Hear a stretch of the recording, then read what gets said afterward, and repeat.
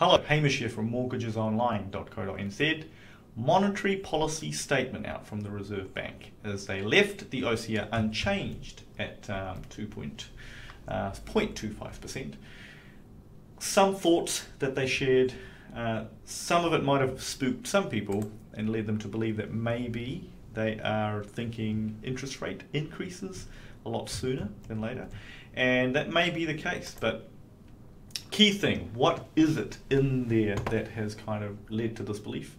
Now, one of the big things that has been talked about is something which was left out for a little while because of COVID, and that was the OCR putting out the OCR projection. So this is where they kind of have a rate projection for what they think might happen with future increases, right? And in here, they left it out, and this is the first monetary policy statement, I think, since before COVID where they've put it back in. And so here they've showed their cards a little bit, and they've said, look, we think maybe 2022, mid, late, it could go up. It could start to track up. Now, thing to remember about these projections with the Reserve Bank is this is by no means a target, okay? This is more of what they think is possible. There are a lot of variables, and any one of those variables changing can change the trajectory of the interest rates, right? And they're fairly clear on that. However, what things could change this, and what could make them increase interest rates? So let's have a think about that a little bit, because there are a few different things they look at. So obviously they have a target, and that target is around inflation, right? That was their main target.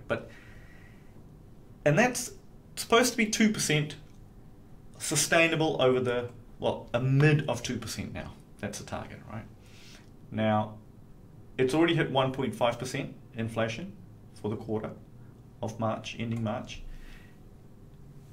A lot of people, that could be due to, a lot of people think, just very transient or a spike due to supply chain issues due to control of coronavirus, right?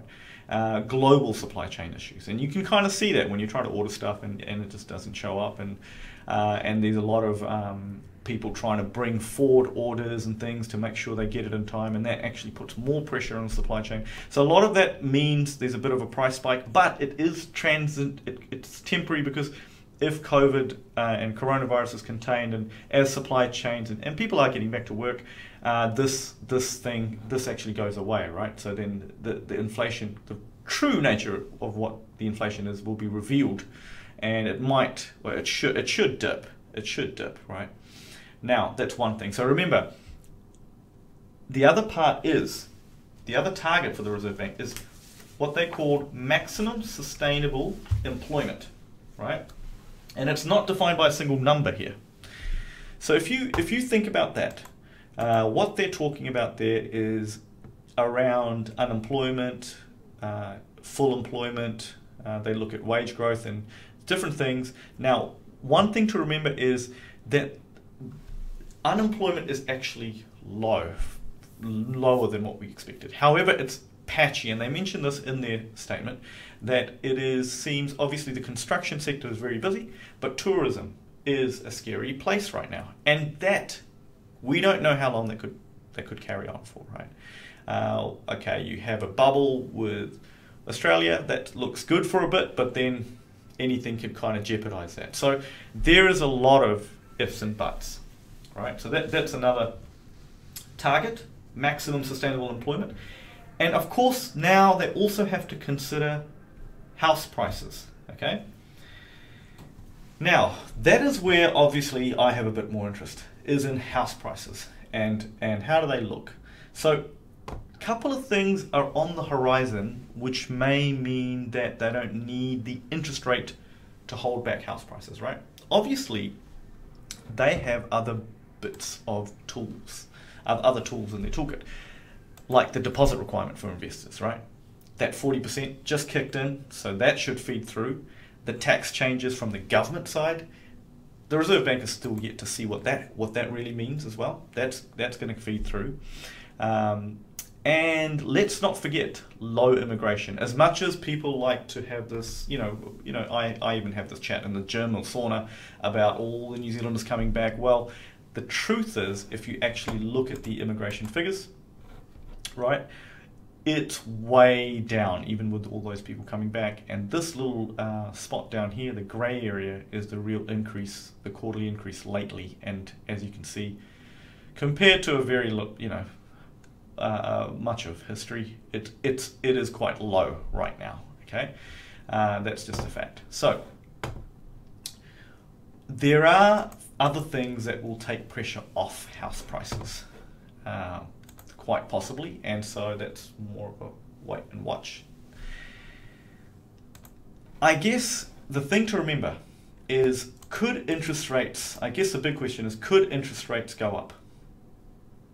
And the answer is, of course they can. And the Central Bank of New Zealand has a lot of control over the interest rate, but not full control. Remember, there is also a lot of things going all throughout the globe which has an impact.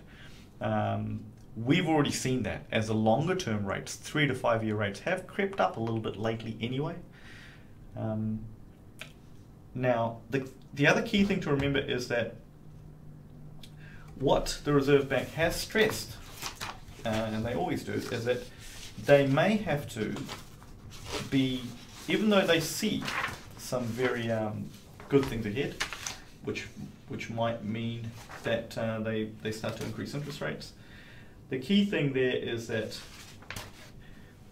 they're going to be obviously patient, right? So what they mentioned is that the members reinforced their preference to maintain the current level of monetary stimulus until they were confident that the inflation and employment objectives would be met. They agreed this would require considerable time and patience, and I think that is an important thing to remember, in that the Reserve Bank kind of works almost like a counterbalance to the economy, right? So their goal really is to make sure that things don't really turn to custard.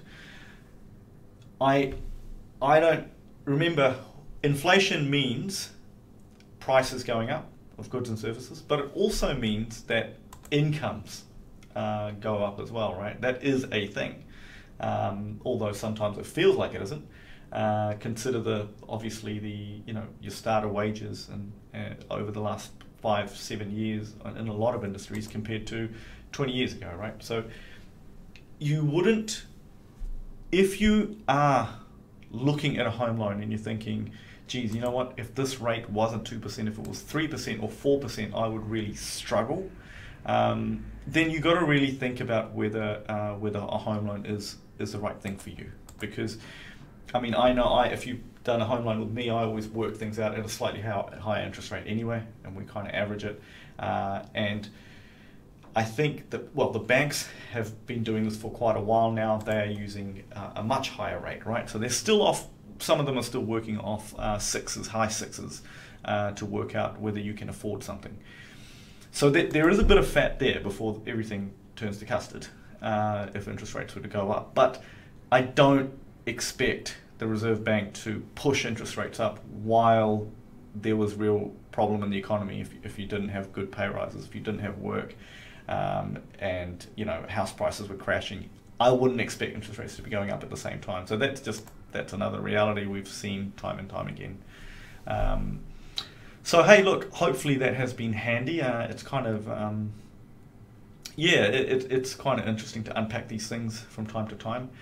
But hopefully you have a good evening or morning or whatever it is now.